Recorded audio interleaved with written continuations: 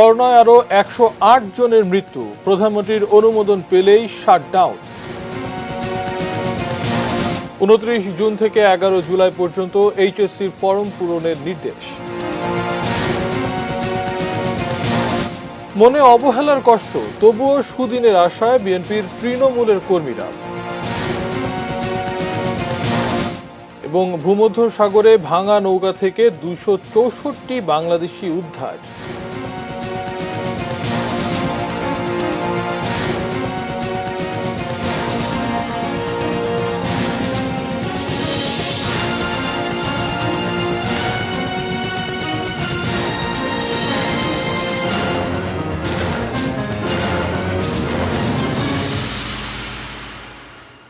দেখছেন ATN news আওয়ারে আপনাদেরকে আমন্ত্রণ জানাচ্ছি। আমি মাশরায়েক শশী। সংবাদ শিরোনাম শুনছিলেন। VSL angle channel HB VSL Bikrampur steel limited. সংবাদে এছাড়াও দেখবেন, মালিতে শান্তি মিশনে বাংলাদেশি নারী সেনাদের প্রশংসনীয় অবদান নিয়ে মুন্নি সাহার বিশেষ রিপোর্ট।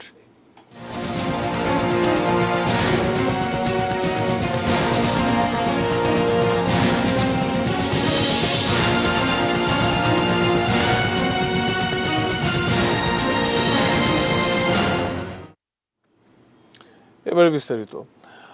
প্রধানমন্ত্রী অনুমোদন দিলে শিগগিরই সারা দেশ শাটডাউন করে দেয়া হবে বলে জানিয়েছেন জনপ্রশাসন প্রতিমন্ত্রী ফরহাদ হোসেন। এ সময় অফিস, আদালত ও শিল্প কারখানা সীমিত আকারে চলবে নাকি বন্ধ থাকবে সেটি এখনো নিশ্চিত নয়। আরো জানাচ্ছেন আহমেদ রাব্বি তানিম। দেশে করোনা সংক্রমণের ঊর্ধ্বগতি চলছে। ডেল্টা ধরনের সামাজিক সংক্রমণ হয়েছে। করোনা সংক্রমণ রোধে খণ্ড খণ্ডভাবে লকডাউন কর্মসূচির উপযোগিতাও প্রশ্নবিদ্ধ হয়েছে। তাই এবার শর্ত সাপেক্ষে তথাকথিত লকডাউন নয়, 14 দিনের সম্পূর্ণ শাটডাউন চায় কোভিড-19 সংক্রান্ত জাতীয় কারিগরি পরামর্শক কমিটি। কমপ্লিট শাটডাউনের কথা বলেছে। আমাদের প্রত্যেকটা প্রজ্ঞাপনের মধ্যে ফাঁক আছে, সেই ফাঁক দিয়ে জিনিসটা প্রজ্ঞাপনটা আর কি কমপ্লিটলি কার্যকর করা যায় না।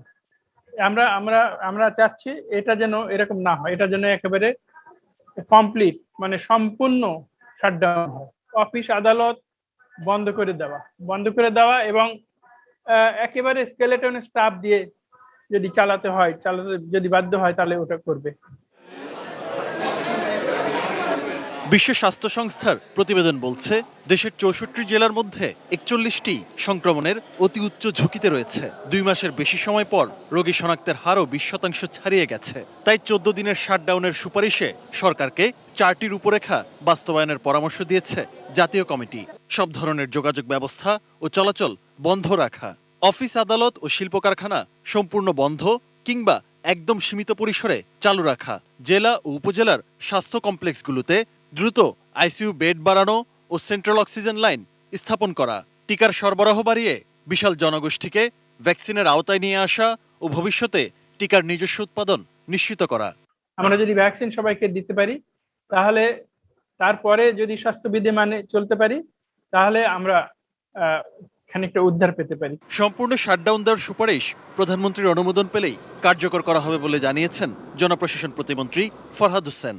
কঠোর একটা বিধিনিষেধ সেটি ঢাকা সহ এরকম যদি পরিস্থিতি তৈরি হয় তাহলে আমাদের হয়তো সেটা করতে হতে পারে এবং সেরকম একটা প্রস্তুতি আমাদের আছে অলরেডি। মাননীয় প্রধানমন্ত্রী যখন চাবেন যত দ্রুত সম্ভব হয়, যখন বন্ধ থাকবে পরিবহন তো অবশ্যই বন্ধ থাকবে সব ধরনের। আর স্যার অফিস, আদালত, অর্থনৈতিক কর্মকাণ্ড সেটি এখন আপনার দেখা যাক, তাহলে সেটাও বন্ধ হতে পারে কিছুদিনের জন্য, কিন্তু শিল্প কলকারখানার ব্যাপার কি হবে সেটা আমি জানি না। শিল্প কলকারখানা যার কারণে এক্সপোর্টের সাথে যেগুলো জড়িত ইমার্জেন্সি।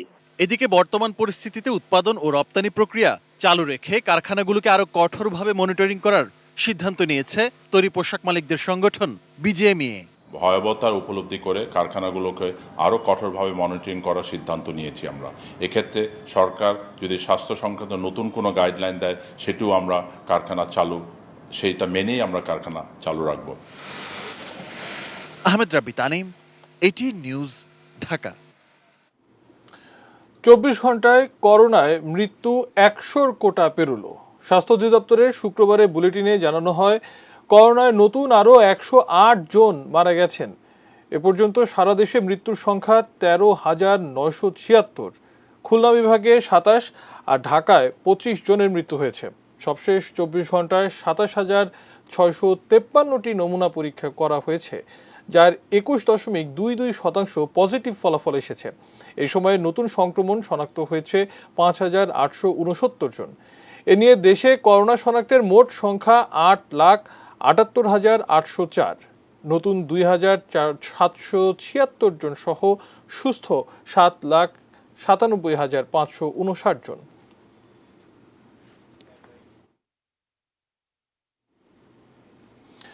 দেশে খুব দ্রুতই বড় পরিসরে করোনা ভ্যাকসিন দেয়া শুরু হবে, সে লক্ষ্যেই কাজ করছে সরকার, একথা জানিয়েছেন স্বাস্থ্য অধিদপ্তরের মহাপরিচালক ABM Khurshid Alam.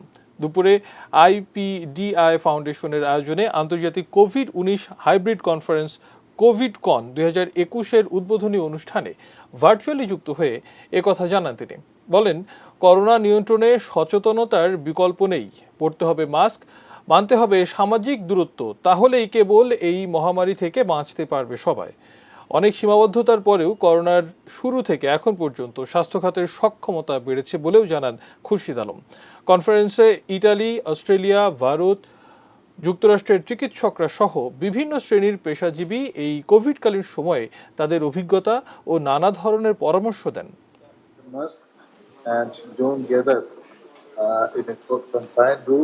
And also take the vaccine. And regarding the vaccine, I would like to inform you that hopefully we are going to have a large doses of vaccine very soon, within very few days, and we will be able to vaccinate our peoples accordingly. এবছরের HSC পরীক্ষার জন্য অনলাইনে form পূরণ শুরু হচ্ছে আগামী 29 June থেকে, শেষ হবে 11 জুলাই। মাধ্যমিক ও উচ্চ মাধ্যমিক শিক্ষা বোর্ডের বিজ্ঞপ্তিতে বলা হয়েছে, এবারের HSC পরীক্ষা উপলক্ষে কোনো নির্বাচনী পরীক্ষা হবে না, তাই এই সংক্রান্ত কোনো ফিও নেওয়া যাবে না। ফর্ম পূরণের ক্ষেত্রে বিজ্ঞান শাখার জন্য 2,500 টাকা, মানবিক ও ব্যবসায় শিক্ষা শাখার জন্য 1,940 টাকা ফি নির্ধারণ করা হয়েছে। 2017, 18 ও 19 সালে চতুর্থ বিষয় ছাড়া এক বিষয়ে অকৃতকার্য যেসব পরীক্ষার্থী 2018 ও 19 সালে পরীক্ষায় অংশ নিতে পারেননি, অথচ 2020 সালে রেজিস্ট্রেশনের মেয়াদ শেষ হয়ে গেছে, তারাও 250 টাকা ফি বোর্ডে জমা দিয়ে এবার পরীক্ষা দিতে পারবে। মহামারীর কারণে গত বছর HSC পরীক্ষা নেওয়া সম্ভব হয়নি। JSC এবং SSC পরীক্ষার ফলাফলের গড়ের ভিত্তিতে HSCর ফল ঘোষণা করা হয়। তবে এই বছর 84 দিনের পাঠ পরিকল্পনার ভিত্তিতে পরীক্ষা নেওয়ার পরিকল্পনা রয়েছে।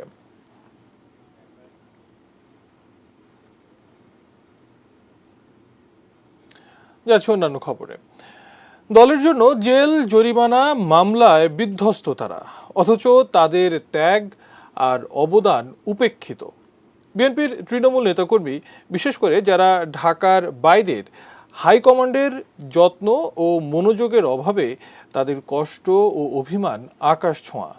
বৈষম্য ও দূরত্ব ঘুঁচিয়ে দল একদিন শক্তিশালী হয়ে উঠবে, সে আশায় আছেন তারা। সাজিদা সুটি রিপোর্ট।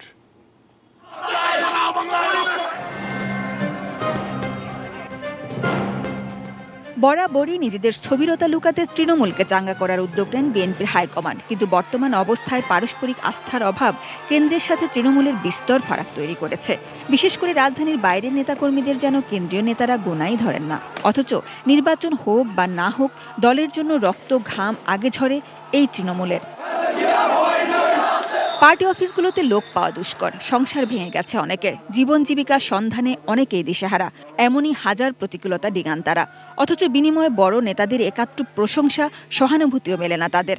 মুক্ত থাকার সময় খালেদা জিয়াকে তবুও চোখের দেখা দেখতে পেতেন তারা, কিন্তু তার অবর্তমানে তারেক রহমান যেন দূর আকাশের তারা। তৃণমূল নেতৃবৃন্দ যারা আছেন, আমাদের ভারপ্রাপ্ত চেয়ারম্যান তারেক রহমানের সাথে কোনো যোগাযোগ করা হচ্ছে না, এবং এই মুহূর্তে যারা সাংগঠনিক দায়িত্বপ্রাপ্ত আছেন ওনারা ডাইরেক্ট কিন্তু ওনাদের সাথে কোনো ধরনের কথাবার্তা বলতে পারতেছেন না। তারা কোনোদিনও ঠিকমতো আমাদেরকে দেখভাল করে নাই, কোনোদিনও আমাদেরকে নির্দেশনা দেয়নি ঠিকমতো। বারবার চেষ্টা করেছি এই সমস্ত বিষয়ে তারেক রহমানকে জানানোর জন্য।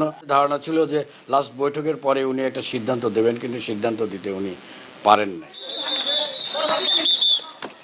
সরকার ও পুলিশের প্রতি অভিযোগ বিএনপির প্রচুর, কিন্তু হাইকমান্ড ও তৃণমূলের পারস্পরিক দূরত্বটা ধীরে ধীরে এতটাই বেড়েছে যে বিএনপির আজকের দুর্দশার পেছনে এটিকেও কারণ ভাবা হচ্ছে। যেখানে দেখা যায় 2 বছরের কমিটি 4 বছর চলে যায়, কিন্তু সাংগঠনিক টিমের কার্যক্রম তাহলে কি?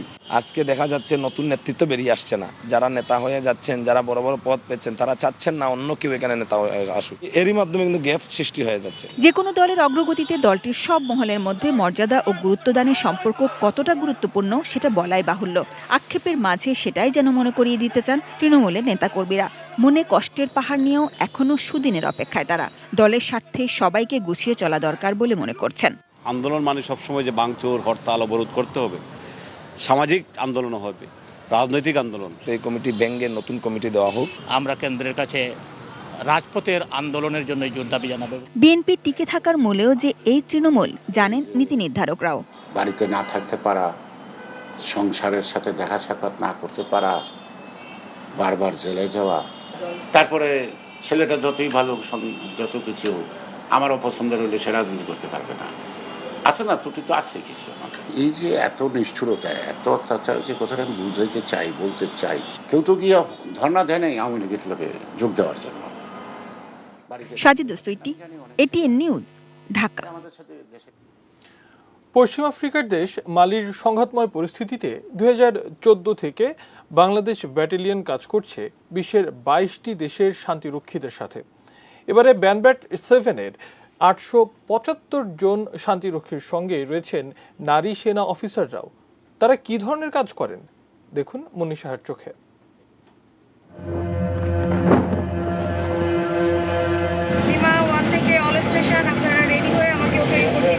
রুটিন টহলের কনভয় এটি। ভারী এমব্র্যাপ মানে মাইন্ড রেজিস্ট্যান্স অ্যাম্বুশ প্রোটেক্টর। সেই ভেহিকেলের ড্রাইভারের পাশে মেজর নাহার, পেছনে সিগন্যাল ক্লিয়ারেন্সে সহযোগিতা করছিলেন সৈনিক খুলুনা।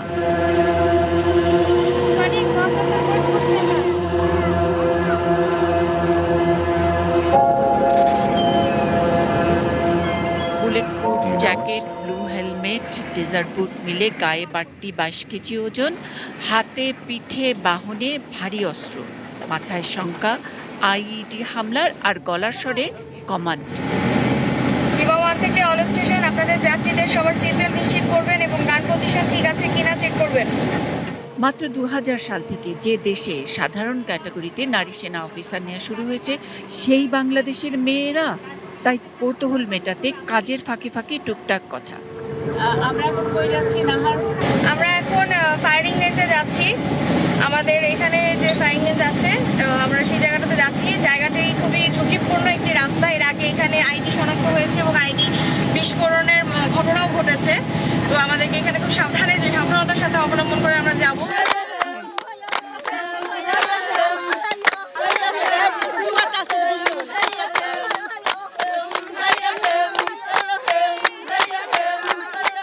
শান্তি মিশনের সিভিক অ্যাক্টিভিটি অর্থাৎ সাধারণ মানুষের সাথে মিশে তাদের জীবন মান বদলের সহায়তা কার্যক্রমে বারবার চোখ চলে যায় নারী সেনা অফিসারদের দক্ষতার দিকেই।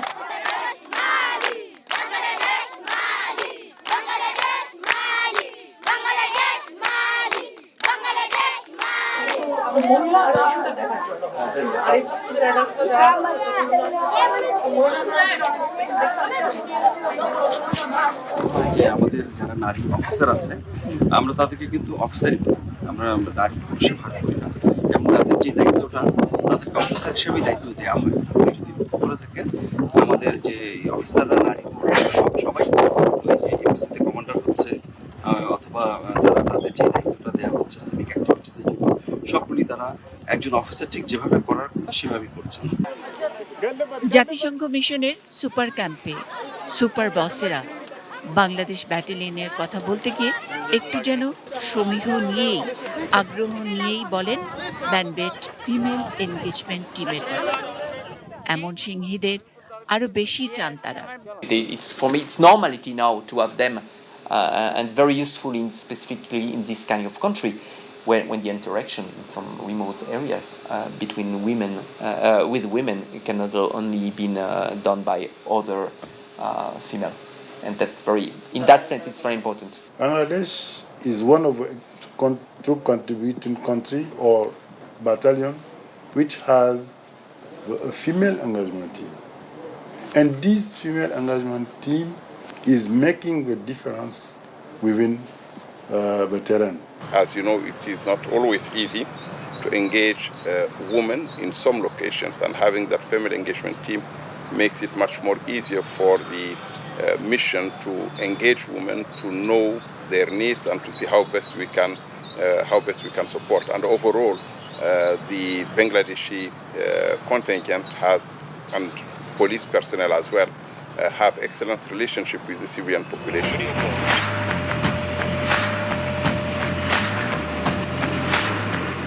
বাংলাদেশ সেনাবাহিনীর মহিলা কমিশন অফিসাররা যারা এই শান্তি মিশনে আসেন তাদের সম্পর্কে আমাদের একটা প্রচলিত ধারণা, সম্ভবত তারা এখানে এসে বোধহয় কোনো অ্যাডমিনিস্ট্রেটিভ দায়িত্বে থাকেন অথবা মেডিকেল সার্ভিসের কোনো দায়িত্বে থাকেন।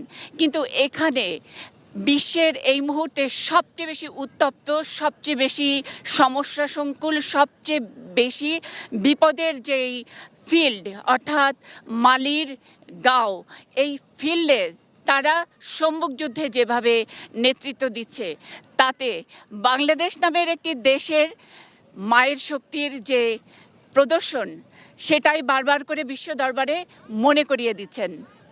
মুন্নি সাহা, এটিএন নিউজ, গাঁও, মালি। সময় হলো বাজিদ স্টিল বিরতি নেবার। অন্যান্য খবরের সাথে আরো জেনে ফিরব। বিচ্ছিন্ন ঢাকায় আবারও দুর্ভোগে দূরপাল্লার পরিবহন শ্রমিক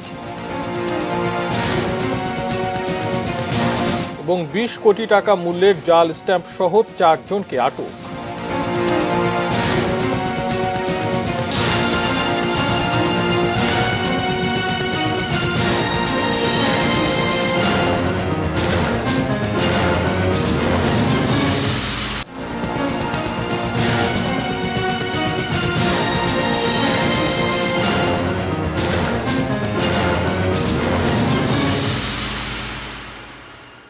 বিরতির পর আবারও আমন্ত্রণ জানাচ্ছি নিউজ আওয়ারে। ধন্যবাদ আমাদের সঙ্গে থাকার জন্য। আরো কিছু সংবাদ জানাবো। সারা দেশ থেকে বিচ্ছিন্ন করার পর রাজধানীতে আটকে পড়া দূরপাল্লার গণপরিবহন শ্রমিকদের দিন কাটছে দুর্ভাবনায়। রাতের ঘুম গাড়িতেই, 3 বেলা খাবারও টার্মিনালের আশেপাশের হোটেলে। রোজগার বন্ধ, কতদিন এভাবে চলবে সে নিয়ে রয়েছে বিস্তর দুশ্চিন্তা। সম্রাট আনোয়ারের রিপোর্ট।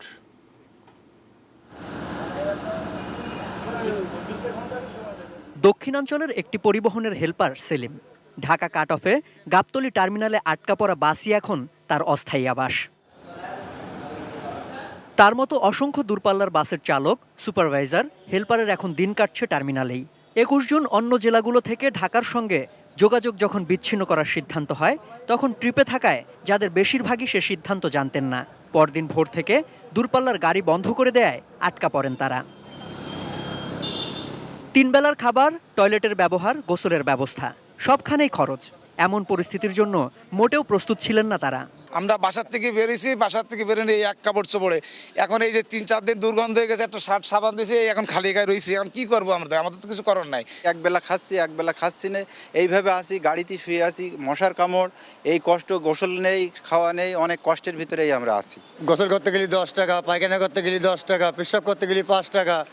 আর এই গাড়ির ভিতরে মনে করেন টিনের যে গরম, এই গরমে মনে করেন সেদ্ধ হয়ে যাচ্ছে, ঘুমাইয়া গা হাত পা ঘেমে মনে করেন গা হাত পা বললে। আর এই খাওয়ার যা অবস্থা, মাছি মশা, এ খাওয়ার খালি তোমার কারণে এমনি আমাদের করোনা চলে আসবে, আর মোটে লেট হবে না।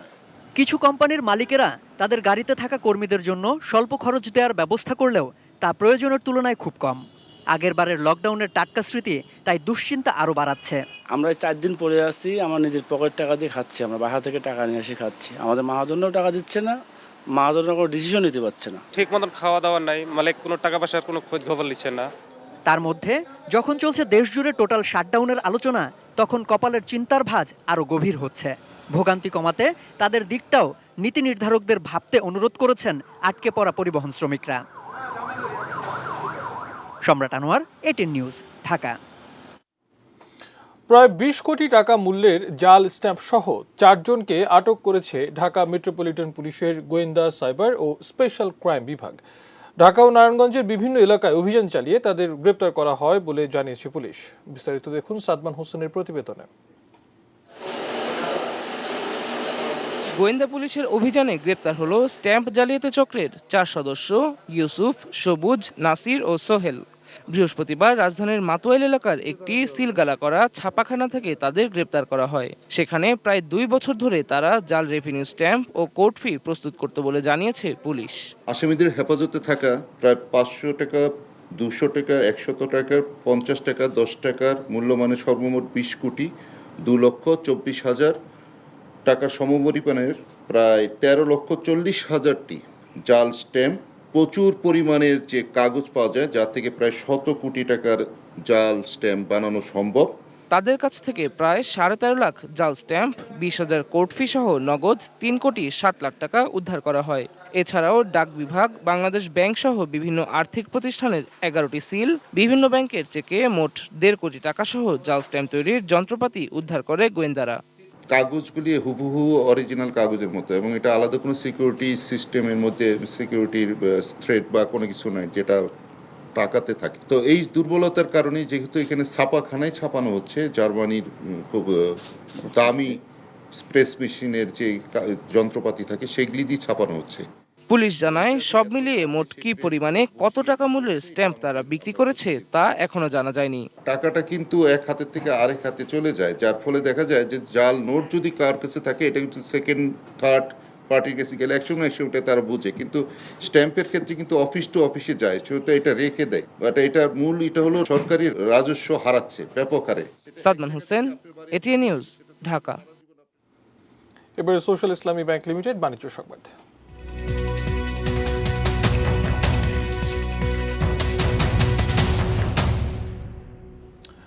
আবাসন খাতে বিনা প্রশ্নে কালো টাকা সাদা করার সুযোগ চান আবাসন শিল্প মালিকদের সংগঠন রিহ্যাব। তাদের মতে এই সুযোগ না থাকলে বিপুল পরিমাণ অর্থ বিদেশে পাচার হয়ে যাবে। অপ্রদর্শিত আয় ব্যবহার করার যে সুযোগ উনি দিয়েছিলেন তার কারণে কিন্তু আজকে প্রায় 15,000 কোটি টাকা অর্থনীতিতে বিনিয়োগ হয়েছে, যেটা অত্যন্ত ইতিবাচক এবং আমরা মনে করি আগামী অর্থ বছরে যদি সেই সুযোগ রাখা হয় তাহলে অবশ্যই এর বহুগুণ টাকা আমাদের অর্থনীতিতে ফেরত আসবে, যেটা অত্যন্ত জরুরি, বিশেষ করে এই বর্তমান পরিস্থিতির কারণে। এটা একটা দীর্ঘমেয়াদী বাস্তবসম্মত একটা নীতি হওয়া প্রয়োজন, যে কারণে যাতে আমাদের দেশ থেকে টাকাগুলো পাচার হয়ে না যায়। এবারে মেটাল প্রেজেন্টস কৃষি সংবাদ সুজলা সুফলা।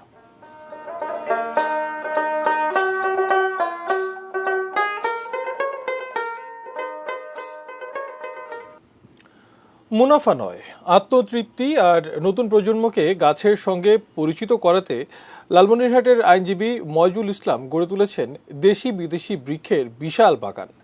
আদিতবাড়ী উপজেলার তালুক হরিদাস এলাকায় 1990 সালে শখের বশে 3 একর জায়গায় লিচু বাগান গড়ে তোলেন তিনি। পরে বাগানের পরিধি বাড়ান আরও 5 একর। এখন তার বাগানে আছে durian, dragon, rambutan, peanut, mangosteen, blackberry, Christmas berry, mulberry, coffee, avocado, egg fruit ও পিচ ফল সহ অন্তত 40 জাতের বিদেশি ফলজ ও বনজ বৃক্ষ। আছে পানিয়াল, ডিফল, রিটা, পলাশ, সাতখরা, লুকলুকি, নীল গাছ, ছোট এলাচ সহ বিলুপ্তপ্রায় দেশীয় অনেক গাছ। বাগানের খরচ মেটাতে 2 একর জায়গায় করেছেন চা ও ক্যাপসিকামের আবাদ। ময়জুল ইসলাম জানান, ভারত, থাইল্যান্ড, ইন্দোনেশিয়া, ভিয়েতনাম, যুক্তরাষ্ট্র ও যুক্তরাজ্য থেকে তিনি বিদেশি গাছের চারা সংগ্রহ করেছেন। সমস্ত ফল বাংলাদেশে ফলার সম্ভাবনা আছে, প্রত্যেকটা গাছে আমি আমার এই বাগানের মধ্যে লাগাবার চিন্তা ভাবনা করছি।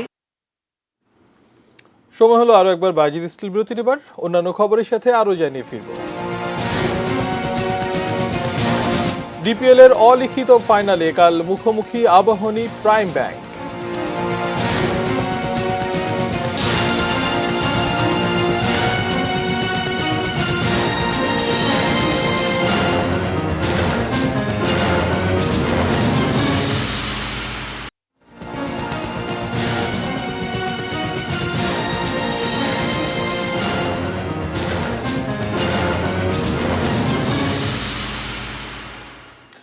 বিরতির পর আবার আমন্ত্রণ জানাচ্ছি নিউজ আওয়ারে। ধন্যবাদ আমাদের সঙ্গে থাকার জন্য।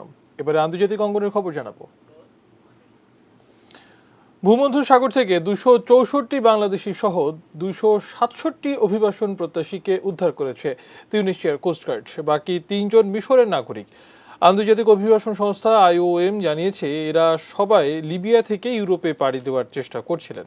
সংস্থাটি জানায় নৌকা ভেঙে যাওয়ায় তারা সাগরে আটকা পড়েন। পরে তাদের উদ্ধার করে তিউনিসিয়ার উপকূলরক্ষীরা। অভিবাসন প্রত্যাশীদের লিবিয়া সীমান্তের বেনগর্ডন বন্দরে পৌঁছতে সাহায্য করে তিউনিসিয়া প্রশাসন। তবে তিউনিসিয়ার কোস্টগার্ড জানায় উদ্ধারকৃতদের IOM এবং রেড ক্রিসেন্টের হাতে তুলে দেওয়া হয়েছে। তাদেরকে তিউনিসিয়ার জেরবা দ্বীপের একটি হোটেলে কোয়ারেন্টিনে রাখা হয়েছে বলে জানিয়েছে IOM। সংস্থাটি আরও জানায় লিবিয়া থেকে ইউরোপে যাওয়ার পথে এবছর 1000-এরও বেশি মানুষ তিউনিসিয়ায় আটকা পড়েন। যত দিন যাচ্ছে এই সংখ্যা ততই বাড়ছে। জাতিসংঘের শরণার্থী সংস্থা UNHCR জানিয়েছে চলতি বছরের শুরু থেকে এপ্রিল পর্যন্ত 11,000 অভিবাসন প্রত্যাশী লিবিয়া হয়ে ইউরোপে প্রবেশের চেষ্টা করেছে। গত বছরের চেয়ে এই সংখ্যা প্রায় 70% বেশি।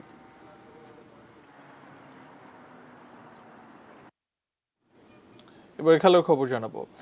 আগামীকাল শনিবার শেষ দিনেই নির্ধারিত হবে কারা হচ্ছে এবারে ঢাকা প্রিমিয়ার লিগ চ্যাম্পিয়ন। কাল মিরপুর হোম অব ক্রিকেটে সুপার 6-এর 3টি ম্যাচ অনুষ্ঠিত হবে। দ্বিতীয় ম্যাচে শিরোপা নির্ধারণ হয়ে যাবে। অলিখিত এই ফাইনালে আবাহনীর প্রতিপক্ষ প্রাইম ব্যাংক। 15 ম্যাচ শেষে 2 দলের পয়েন্ট 22, 1 পয়েন্ট কম নিয়ে তৃতীয় স্থানে অবস্থান প্রাইম দলেশ্বরের। তাদের প্রতিপক্ষ মোহামেডান। শিরোপার রেস থেকে আগেই ছিটকে গেছে মতিঝিলের দলটি, অবস্থান পয়েন্ট তালিকার 6-এ। দিনের শেষ ম্যাচে গাজী গ্রুপ লড়বে শেখ জামালের বিপক্ষে। 15 ম্যাচ শেষে শেখ জামালের পয়েন্ট 19 আর গাজী 17 পয়েন্ট নিয়ে রয়েছে পঞ্চম স্থানে। গত 20 জুন থেকে 6টি দল নিয়ে মাঠে গড়ায় সুপার 6-এর খেলা। এবার এক নজরে শিরোনামগুলো জানিয়ে দেবো আরও একবার। করোনায় আরও 108 জনের মৃত্যু। প্রধানমন্ত্রীর অনুমোদন পেলেই শাটডাউন। 29 জুন থেকে 11 জুলাই পর্যন্ত HSCর ফর্ম পূরণের নির্দেশ। মনে অবহেলার কষ্ট, তবুও সুদিনের আশায় বিএনপির তৃণমূলের কর্মীরা। ভূমধ্যসাগরে ভাঙা নৌকা থেকে 264 বাংলাদেশি উদ্ধার। বিচ্ছিন্ন ঢাকায় আবারও দুর্ভোগে দূরপাল্লার পরিবহন শ্রমিক।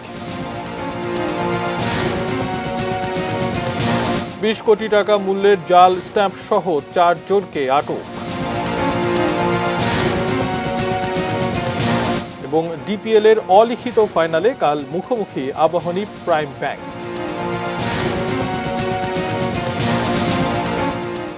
এই ছিল নিউজ আওয়ার। সঙ্গে থাকুন, দেখতে থাকুন ATN নিউজ। ATN নিউজের ব্রেকিং নিউজ আপনার মোবাইলে পেতে টাইপ করুন START+AAN এবং পাঠিয়ে দিন 5959 নম্বরে। ধন্যবাদ।